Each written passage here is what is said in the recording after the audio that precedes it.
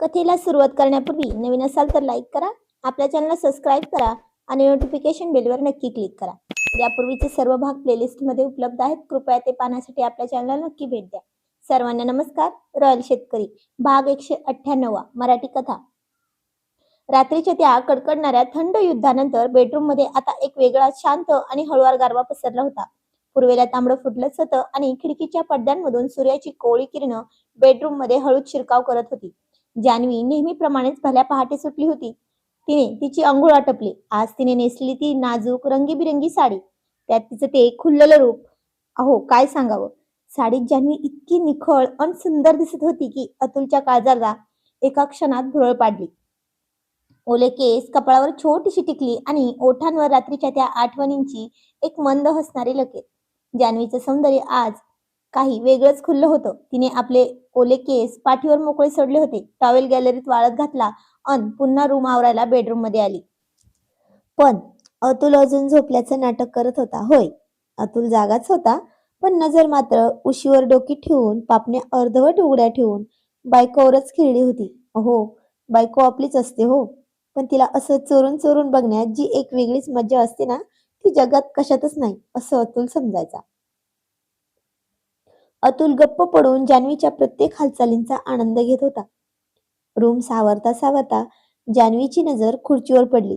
तिथे अतुलचा रात्रीचा तोच शर्ट ठेवला होता, ज्या शर्टात रात्रीच्या त्या प्रेमाचा आणि हक्काचा गंध साठलेला होता. जान्हवीने एकदा वळून बेडकडे पाहिलं. अतुल गाढ झोपलाय अशी तिची पक्की खात्री झाली. तिने तो शर्ट हळूच हातात घेतला आणि एका क्षणात तो शर्ट स्वतःच्या छातीशी घट्ट धरला. डोळे मिटून त्या शर्टला स्वतःच्या मिठीत आवळत तिने अतुलचा तो ओळखीचा सुगंध मनाच्या कोपऱ्या कोपऱ्यात भरून घेतला. तिच्या गालावर लाजेची एक गुलाबी छटा उमटली आणि ती मनाशीच गोड गोड हसली. पण तिला कुठे माहित होतं की साहेब उघड्या डोळ्यांनीच हा सगळा प्रकार चोरून पाहत होते म्हणून. बायको ती बायकोच असते हो. अतुलच्या मनात एक खोडकर विचार आला. आता मात्र त्याला अजिबात धीर धरवलाच नाही. क्षणांचीही विलंब न करता अतुल बेडवरून उठला आणि तिने विचार करायच्या आतच मागून तिला प्रेमाने जवळ ओढलं. तर जान्हवी म्हणाली, अहो अहो काय करताय. त्या शर्ट सकटच अतुलने तिला स्वतःच्या जवळ घट्ट आवळून धरलं. अहो काय हे, नका ना असं करू, सोडा, सकाळ झाली, आता कोणीतरी उठेल. जान्हवीने त्याच्या बाहुपाशांतून सुटण्याचा निष्फळ प्रयत्न केला आणि म्हणाली. अतुलने हळूच आपला हात तिच्या ओठांवर ठेवला आणि त्याच्या डोळ्यात तीच खट्याळ आणि मिश्किल चमक होती. काय म्हणालीस, सकाळ झाली. अतुल तिच्या कानाजवळ हळूच म्हणाला. अन मला सांग, माझ्या शर्टला चोरून मिठी कोण मारत होतं मॅडम. जान्हवीचं हे प्रेम उघड पडल्यामुळे ती अजूनच लाजली. मान खाली झुकवत ती नखऱ्याने म्हणाली, मग काय झालं त्यात. एक साधा शर्ट तर होता. एक साधा शर्टच तर होता. मी काय खाणार थोडीच होते तुमच्या शर्टला. नाही नाही, अतुलने तिची हनुटी वर उचलत खोडकर आवाजात म्हटलं. तो मुळीच साधा शर्ट नाहीये जानू. त्या शर्टात तुझ्या या सुंदर प्रेमाचा गंध साठलाय, असं म्हणत त्याने तिला अजून जवळ सामावून घेतलं. जान्हवी आता पूर्णपणे स्वतःच्या प्रेमाच्या जाळ्यात अडकली होती. ती चुळबुळ करत म्हणाली, अहो ऐका ना प्लीज, मला काम आहेत ना, मला नका ना त्रास देऊ आता. अतुलने हसत तिचे चेहऱ्यावर आलेले ओले केस हळुवारपणे कानामागे ढकलले. तिची नाजूक कंबर धरत तो म्हणला, जानू गप्प बस ना ग, सकाळी सकाळी असा मूड का घालवतेस. मला तुझ्यासोबत 2 मिनिटं शांतपणे घालवू दे ना प्लीज. अतुलचा तो खोडकरपणा आणि ती भन्नाट अदा पाहून जान्हवीला हसूच आवरलं नाही आणि ती म्हणाली, तुम्ही खरंच कधीच सुधारणार नाहीत ना. जान्हवी हसत म्हणाली, बस. जान्हवीचे ते शब्द ऐकताच अतुलच्या चेहऱ्यावर एक हसू उमटलं. जान्हवीचे ते शब्द ऐकताच अतुलच्या चेहऱ्यावर एक सुंदर हसू उमटलं. त्याने क्षणाचाही वेळ न दवडता तिच्या कपाळावर एक प्रेमाने चुंबन घेतलं आणि तिला स्वतःजवळ घट्ट पकडून ठेवलं. सुरुवातीला नको नको म्हणणारी जान्हवी आता पूर्णपणे त्याच्या प्रेमाच्या रंगात रंगून गेली होती. तिच्या तोंडून आता विरोधाचे शब्द थांबले होते आणि तिच्या त्या नशिल्या, बोलक्या डोळ्यांनीच अतुलच्या प्रेमाला पूर्ण संमती दिली होती. बाहेर सकाळचा नवा सूर्य उगवत होता आणि आत बेडरूममध्ये अतुल आणि जान्हवीच्या प्रेमाचा तोच जुना, सुंदर आणि तितकाच हवा हवासा वाटणारा प्रेमाचा रंग नव्याने फुलत होता. आणि इकडे रात्रीचा शांत गारवा शहरातल्या शांत वस्तीत पसरला होता. चैतन्याच्या स्वतःच्या बंगल्यातल्या घ घड्याळात रात्रीचे 10 वाजून गेले होते. अस्मी आपल्या लहानग्या चिमुकल्या मुलीला पौर्णिमेला कुशीत घेऊन झोपवण्याचा प्रयत्न करत होती. हॉलमध्ये चैतन्यचे बाबा, आई, तिची लाडकी नणंद चिऊ टीव्हीवरचा आपला आवडता शो पाहत बसले होते. अस्मी पौर्णिमेला थोपटवत असतानाच अचानक तिच्या पोटात काहीतरी विचित्र हालचाल झाली. घशाशी एकदम मळमळल्यासारखं अन उमचळल्यासारखं झालं. तिने कसंबसं तोंडावर हात ठेवला अन तडक उठून वॉश बेसिनच्या दिशेने पळाली. अस्मीच्या उलट्या करण्याचा आवाज ऐकून हॉलमधल्या आईचे कान एकदम टवकारले. त्या लगेच टीव्हीवरून लक्ष हटवून उठल्या आणि बेसिनकडे आल्या. आईने अस्मीच्या पाठीवरून मायेने हात फिरवला. "काय ग सुनबाई, काय होतंय नक्की? अशी अचानक उलटी का व्हायला लागली तुला?" अस्मीने भराभरा पाण्याने गुळणे केले आणि तोंडावर पाण्याचे हबके मारले. तिचा चेहरा पार सुकला होता. अस्मी थकलेल्या आवाजात आणि ओठांवरून पाणी पुसत म्हणाली, "काही नाही हो आई, ती आज संध्याकाळी आपण रात्री पुऱ्या तळल्या होत्या ना, कदाचित त्या तेलकटाच्या वासाने पित्त खवळलं असेल माझं, बाकी काही नाही." आईने अस्मीच्या चेहऱ्याकडे एक मिश्किल आणि तीक्ष्ण नजरेनं पाहिलं. त्यांच्या चेहऱ्यावर एक वेगळीच अनुभूती उमटली होती. आई हसत म्हणल्या, "असं होय, बरं बरं, तेलकटानेच पित्त खवळले तर चल आता तू आराम कर, काही विचार करू नकोस आणि शांतपणे आराम कर. पौर्णिमाला आज मी माझ्यापाशी घेऊन झोपते. तसंही आपला चैतन्य रात्री 12 पावणे 1 वाजेपर्यंत नाईट ड्युटीवरून येईलच. मग तोच तुझी आणखी जास्त काळजी घेईल." "हो आई, चालेल," अस्मी थोडी लाजत म्हणाली. आणि आईंनी पौर्णिमाला मायेने उचलून घेतलं आणि त्या आपल्या खोलीत गेल्या. चिऊ आणि बाबा सुद्धा आपापल्या रूममध्ये झोपायला गेले. अस्मी बेडरूममध्ये आली. तिने आरामदायी नाईट गाऊन घातला आणि बेडवर आडवी झाली. पण तिच्या डोळ्यांतून झोप पार उडून गेली होती.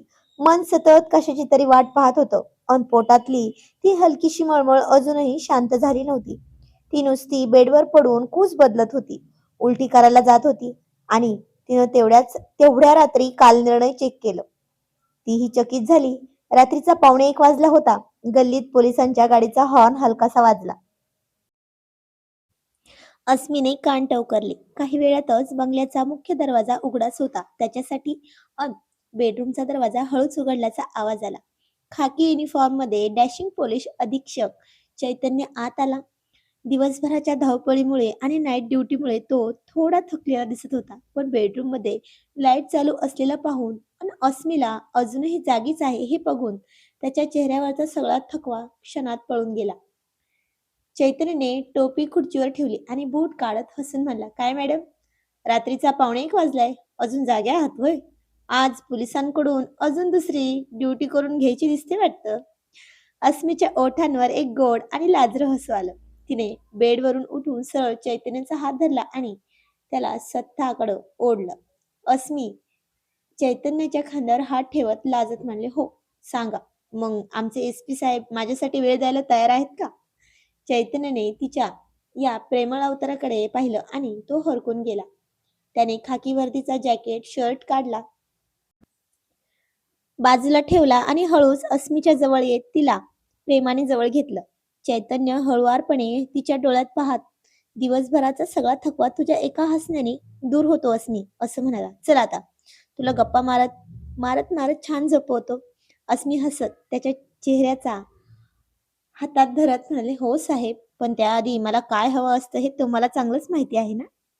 अस्मीने लाजत चैतन्यकडे पाहिलं. चैतन्याने सुद्धा तिच्या जवळ येत तिला प्रेमाने कपाळावर आणि ओठांवर चुंबन घेण्यासाठी मान खाली केली. दोघेही एकमेकांच्या प्रेमात हरवून गेले होते. दोघे अगदी जवळ आले होते. इतक्यात अस्मीच्या पोटात पुन्हा एकदा मोठा भूकंप झाला. घशाशी प्रचंड मोठी मळमळ उचमळून आली. अस्मीने एका क्षणात चैतन्याला दोन्ही हाताने दूर ढकललं. चैतन्य धक्क्याने मागे सरकत म्हणाला, "अरे अस्मी, काय झालं?" पण अस्मी काही उत्तर द्यायच्या परिस्थितीतच नव्हती. तिने तोंडावर हात ठेवला आणि वेगाने बेडरूमच्या अटॅच वॉश बेसिनकडे धावत गेली. मागे उभे असलेला एसपी चैतन्य आधी तर पार बावरला, मग डोके खाजवत उभा राहिला. त्याच्या त्या रोमॅन्टिक प्लॅनिंगचा पार फज्जा उडाला होता. पण अस्मीची ती अवस्था पाहून आता त्याच्या मनातला पोलीस अधिकाऱ्याचा संशय आणि नवऱ्याचं काळजीयुक्त प्रेम दोन्ही एकत्र जागे झाले होते. बेसिंग जवळच उभी राहून अस्मीने तोंडावर पाण्याचे पुन्हा हपके मारले. चैतन्य काळजीने तिच्या पाठीशी आला आणि तिची पाठ थोपटू लागला. चैतन्य काळजीच्या स्वरात म्हणाला, अस्मी अगं काय होतंय तुला, नक्की सांग की. अचानक अशा उलट्या आणि मळमळ, तब्येत ठीक नाहीये का तुझी? चल मी आत्ताच्या आत्ता हॉस्पिटलमध्ये घेऊन चालतोय तुला, चल. अस्मीने टॉवेलने तोंड पुसलं आणि आरशात स्वतःचा सुकलेला चेहरा पाहिला. तिने मान फिरवून चैतन्यकडे पाहिलं. त्याच्या डोळ्यात तिच्याविषयी अतोनात काळजी अन भीती स्पष्ट दिसत होती. अस्मी हसत चैतन्याचा हात हातात घेत म्हणले, अरे बाबा शांत व्हा एसपी साहेब. मला काही भयंकर आजार झाला नाहीये आणि रात्रीची आता या 1:45 वाजता हॉस्पिटलमध्ये पळायची काही गरज नाहीये. चैतन्य कपाळावर आठी घालत मला, नाही म्हणजे? मग हे असं अचानक काय होतंय तुला? संध्याकाळपासून तुझी तब्येत बिघडली आणि तू मला सांगतही नाहीयेस. कशाने होतंय? अस्मीने चैतन्याचा हात हळूच धरला आणि त्याला बेडजवळ आणून बसवलं. तिने त्याच्या डोळ्यात डोळे घालून मिश्किलपणे विचारलं, अच्छा, सांगा बरं, आज तारीख काय आहे? चैतन्य गोंधळून म्हणाला, तारीख? आज तारीख आहे 15. 15 तारीख आहे आज. पण त्याचा आणि तुझा या उलट्यांचा काय संबंध? अस्मी लाजत खाली मान घालून झुकवत म्हणली, अहो, माझी डेट उलटून गेली. वर 10 दिवस झालेत. चैतन्य काही क्षण तिच्याकडेच पाहत राहिला. त्याच्या डोक्यातल्या पोलीस ऑफिसरने क्षणात गणित मांडलं आणि अचानक त्याच्या चेहऱ्यावरचे काळजीचे भाव गायब होऊन तिथे एका अथांग आनंदाची लाट उमटली. चैतन्य अवाक होऊन तुटपुंज आवाजात म्हणला, अस्मी, तू तू काय म्हणतेस? म्हणजे आपण पुन्हा? अस्मी डोळ्यात आनंदाश्रू आणत हसत म्हणले, हो हो, आपल्या चिमुकल्या पौर्णिमेला खेळायला तिचं लहान भावंड या घरात यायला निघाले. मी प्रेग्नेंट आहे. हे ऐकताच चैतन्याचा आनंद गगनात मावेनासा झाला. दिवसभराचा सगळा थकवा, नाईट ड्युटीचा ताण क्षणात कुठल्या कुठे पळून गेला. त्याने तर झटकन हवेतच उचलून घेतलं अस्मीला आणि गोल गोल रूमभर फिरवलं. तर ती म्हणाली, अहो अहो, जरा हळू, मला परत कसं तरी होतंय अहो. तिला खाली सोडून त्याने एका क्षणात अस्मीच्या दोन्ही हातांना आपल्या हातात घेतलं आणि तिला हळूच जवळ घेत तिच्या कपाळावर घट्ट चुंबन घेतलं. चैतन्य आनंदाने गदगद होत म्हणाला, अस्मी, खरंच खरंच हे जगातील सर्वात सुंदर सरप्राईज आहे. मला विश्वासच बसत नाहीये. अस्मी हसत म्हणाले, आता समजलं का? आई संध्याकाळी ओळखून होत्या म्हणूनच त्या मिश्किलपणे हसत होत्या आणि पौर्णिमेला आपल्यासोबत घेऊन झोपल्यात जेणेकरून मला आराम मिळेल. चैतन्य स्वतःच्याच कपाळावर हात मारून म्हणाला, अरे देवा, म्हणजे आईला आधीच संशय आला होता आणि मी इथे वेड्यासारखी काळजी करत बसलो होतो. तरीच ती म्हणाली होती लवकर ये तुझ्यासाठी. थांब, मी आत्ताच आईला जाऊन आई-बाबांना उठवून सांगतो. अस्मी त्याचा हात धरून रोखत म्हणाली, अहो अहो, जरा थांबा, रात्रीचे 2 वाजलेत. आता सगळ्यांची झोप मोडू नका. सकाळी उठल्यावर सगळ्यांसमोर आपण ही खुशखबरी सांगूयात ना. अस्मीने असं म्हटलं. चैतन्याने अस्मीला प्रेमाने बेडजवळ झोपवलं. तिच्यावर पांघरून घातलं आणि तिच्या शेजारी बसून तिचा हात हातात घेतला. त्या संपूर्ण रात्री चैतन्याच्या चेहऱ्यावर आनंदाचा एक मोठा झरा ओसंडून वाहत होता. दुसऱ्या दिवशी सकाळची सुंदर किरणं बंगल्याच्या हॉलमध्ये पडली होती. हॉलमध्ये बाबा वर्तमानपत्र वाचत बसले होते. आई देवघरात पूजा करत होत्या आणि चिऊ टीव्हीवर गाणी ऐकत होती. इतक्यात बेडरूम मधून चैतन्य आणि अस्मी दोघेही खाली आले. पौर्णिमा आपली वहीत काहीतरी लिहित होती. अस्मीच्या चेहऱ्यावर एक वेगळं तेज आणि लाजरी चमक होती. चैतन्याने आईच्या हातातील पूजेची थाळी बाजूला ठेवली आणि बाबांनाही बोलावून घेतलं. काय रे चैतन्य, सकाळी सकाळी असा काय गंभीर चेहरा करून सगळ्यांना एकत्र जमवतोयस? काही केस बीस आहे की काय? चैतन्यचे बाबा म्हणाले. चैतन्य हसत म्हणाला, नाही बाबा, केस नाही, पण एक खूप मोठी बातमी आहे. आई, तू काल संध्याकाळी अस्मीला विचारत होतीस ना, नक्की काय होतंय? आईने लगेच अस्मीकडे पाहिलं. अस्मीने लाजत मान खाली घातली. आईच्या चेहऱ्यावर क्षणात एक मोठी हास्यरेखा उमटली. आई आनंदाने म्हणाली, म्हणजे जो माझा संशय होता तो खरा आहे ना तर? सुनबाई, खरंच गोड बातमी आहे ना? अस्मीने हळूच होकारार्थी मान हलवली आणि चू उडी मारत म्हणाली, ये म्हणजे मी पुन्हा एकदा आत्या होणार? पौर्णिमाला लहान भाऊ किंवा बहीण येणार. बाबा हसत चैतन्याच्या पाठीवर थाप मारत म्हणाले, अरे वा, खूप खूप अभिनंदन रे चैतन्य. अस्मी बाळा, पण आता अजिबात कसलाही ताण घ्यायचा नाही. फक्त आराम करायचा आहेस. आईंनी लगेच देवपूजेतला पेढ्याचा डब्बा काढला आणि सगळ्यांचे तोंड गोड केले. आईने अस्मीला प्रेमाने जवळ घेतलं आणि तिच्या डोक्यावरून हात फिरवला. पौर्णिमा आपल्या चिमुकल्या पायांनी धावत आली. चैतन्याने तिला उचलून कडेवर घेतलं आणि म्हणाला, बघ पौर्णिमा, लवकरच तुला सोबत खेळायला एक लहानसं खेळणं येणार आहे. सकाळच्या प्रसन्न वातावरणात बंगल्याच्या डायनिंग टेबलवर सगळेजण नाश्त्यासाठी जमले होते. रात्रीच्या त्या गोड बातमीनंतर घरात एक वेगळाच उत्साह आणि आनंद ओसंडून वाहत होता. आईने गरमागरम पोहे आणि अस्मीसाठी खास बदाम दुधाचा कप आणून टेबलवर ठेवलाच होता. नाश्ता करता करता चैतन्याने चहाचा कप खाली ठेवला आणि बाबांकडे पाहत एका गंभीर तरीही उत्सुक स्वरात विषय काढला आणि तो म्हणाला, बाबा, आई, एक महत्वाचं बोलायचं होतं. बाबांनी पोह्याचा चमचा बाजूला ठेवला आणि चैतन्यकडे पाहिलं आणि म्हणाले, बाबा बोल रे, काय विषय आहे? चैतन्य म्हणाला, बाबा, आपल्या चिवसाठी एक खूप छान स्थळ आले. हे ऐकताच टेबलवर शांतता पसरली. चिऊ जी मोकळ्या मनाने पोहे खाण्यात मग्न होती, तिच्या हातातील चमचा अचानक थांबला. तिने डोळे मोठे करून चैतन्यकडे पाहिलं.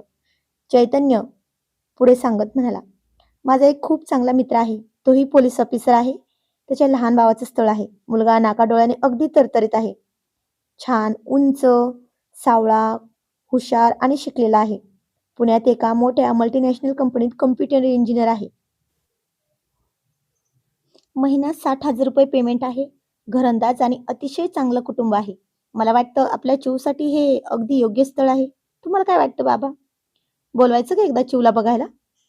बाबांनी आईकडे पाहिलं. आईच्या चेहऱ्यावर एका आईची सहज असणारी उत्सुकता आणि समाधान स्पष्ट दिसत होतं. अरे वा, पोलीस ऑफिसरच्या घरचं स्थळ आहे ना? म्हणजे शिस्त आणि काळजी दोन्ही असणार. आणि मुलगाही शिकलेला. पुण्यात जॉबला आहे म्हणतोस.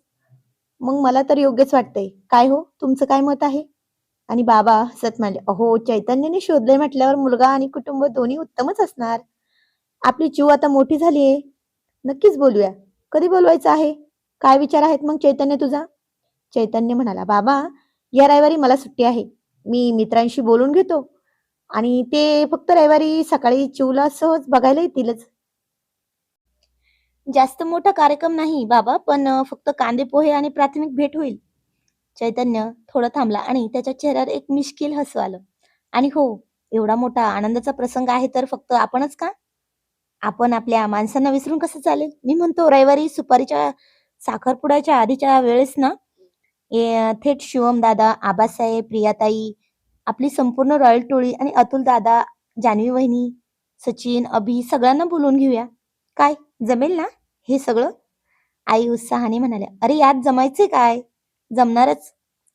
आपल्या घरातील कार्य आणि आपली माणसं नसतील तर शोभा कशी येणार? शिवमराजे, आबासाहेब, अतुल आले की सगळं घर अगदी भरल्यासारखं वाटेल. तू लगेच फोन करून सगळ्यांना निमंत्रण देऊन टाक. घरातील सगळेजण या विचाराने कमालीची खुश झाले होते. बाबा हसत अस्मीकडे पाहून म्हणाले, बघ अस्मी, एका आनंदापाठोपाठ दुसरा आनंद दारात उभा राहिला की नाही? पण या संपूर्ण संभाषणात एकच व्यक्ती अशी होती जिचा चेहरा पार उतरला होता. ती म्हणजे चिऊ.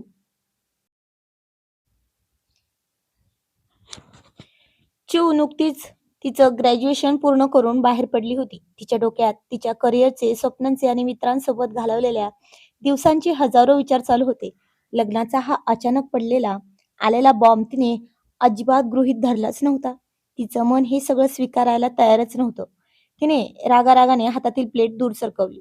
तिचे डोळे रागाने आणि आशेने आधी चैतन्यकडे आणि मग आईबाबांकडे फिरले. पण सगळेजण रविवारी पाहुणे कसे सांभाळायचे आणि शिवम दादांना कसा फोन करायचा याच चर्चेत गुंग होते. तिचं कोणी ऐकून घ्यायला तयारच नव्हतं.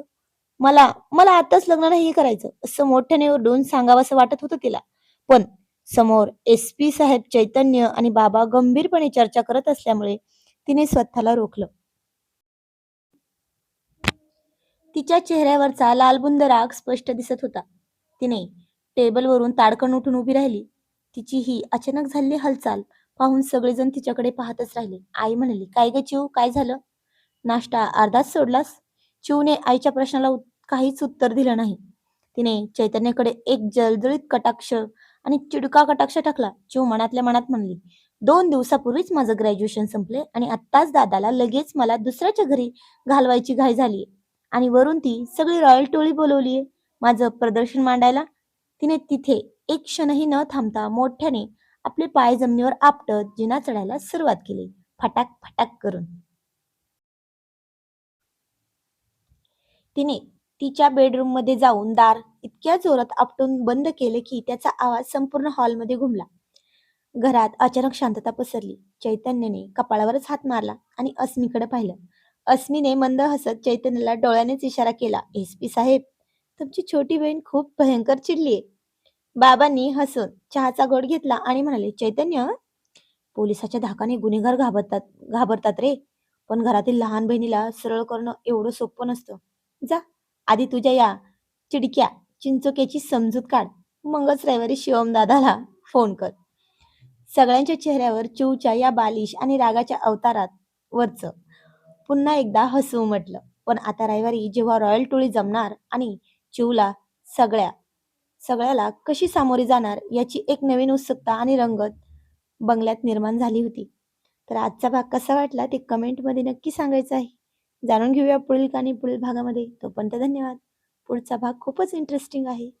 धन्यवाद. Thank you.